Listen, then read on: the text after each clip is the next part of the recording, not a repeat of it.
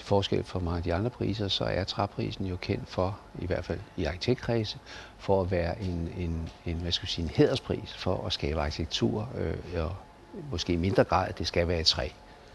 Så det, på den måde så får den jo også en meget stor betydning, fordi den bliver sådan ligesom identificering på en arkitekturpris.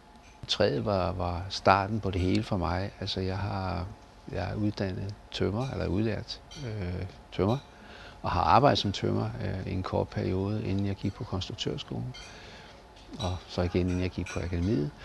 Og elsker at bygge og skære i træ. Jo ældre jeg bliver, finder jeg ud af, at det kan meget mere, end jeg rent faktisk troede. Fordi altså, jeg synes jo, at jeg vidste så utrolig meget om træ.